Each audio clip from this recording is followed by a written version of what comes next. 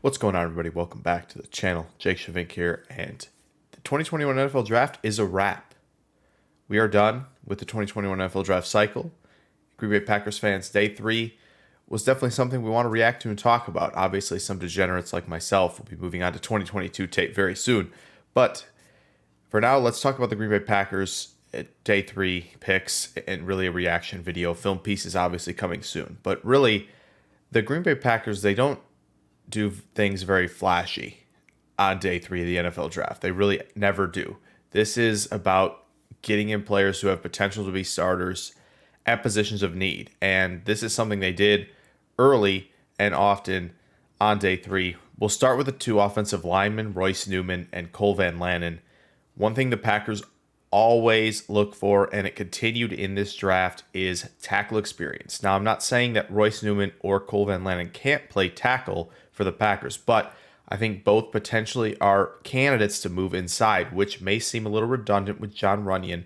Maybe Newman is the better fit outside because he has very minimal pressures and sacks allowed in his time at tackle, but the Packers, no matter what position you're going to end up playing for them, they value the experience at tackle.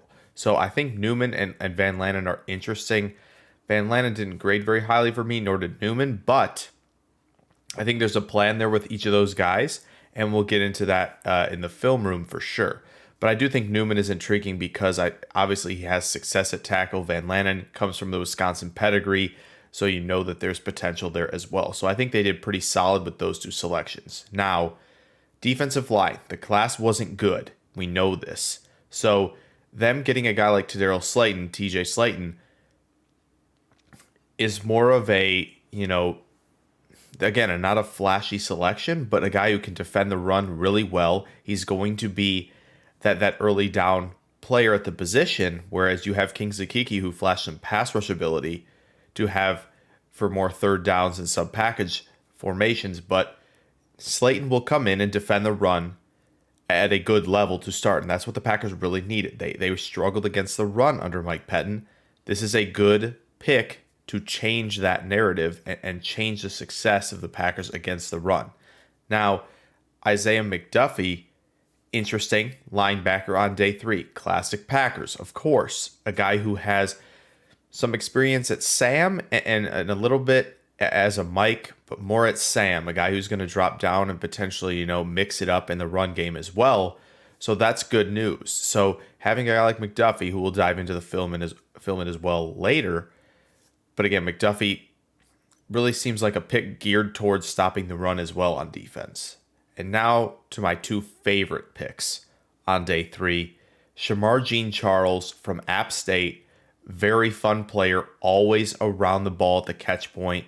Plays a lot better in off coverage than really true man cover. I mean, off man rather than, press man, but can be a very good slot corner for the Packers. Maybe the Chandon Sullivan replacement. So just a guy, again, who's really always around the ball, good closer to contact, and makes plays at the catch point. So he's a very exciting player.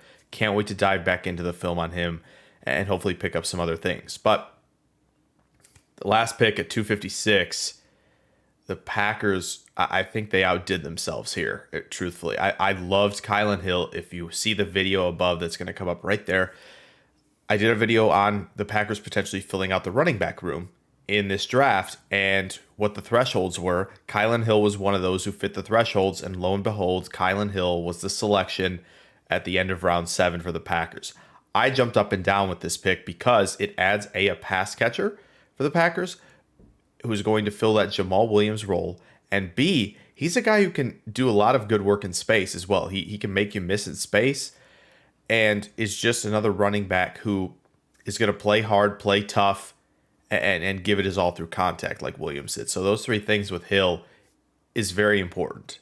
Now, obviously Dillon and Jones are there, but to have that guy on third down like Kylan Hill is huge for this offense, and they've made it clear of that now with this selection. So obviously Amari Rodgers probably gets some snaps back there as well, but Hill now gives the Packers options with Amari Rodgers, which is even better for this offense. So I really love the Kylan Hill pick, and I hope you guys enjoy the film room on him that's coming out this week. So like I said, I think the Packers got good value at certain spots. I think offensive line gives them a lot of flexibility with what they're going to do up front. Obviously, Myers is coming in to play center, and we'll see how everything shakes out after that. But I think they got themselves good value. They got themselves a nice run defender in McDuffie and in Slayton, actually, as well. And then they get a feisty corner who's going to be a lot of fun to watch. I think that was one of their better value picks. And then I think Kylan Hill was their best value pick. Truthfully, I think Hill is a much better player than a round 7 player. So I think the Packers did well on day 3. Again, not flashy, but good. So overall, I think the Packers draft was very solid. And I hope you guys think so as well. Drop what you think of the Packers draft in the comments, and let's talk about it. But again, I think the Packers got good value on day 3. And yeah, I'm excited to see what this new crop of rookies does for the Packers. And I hope you guys are too.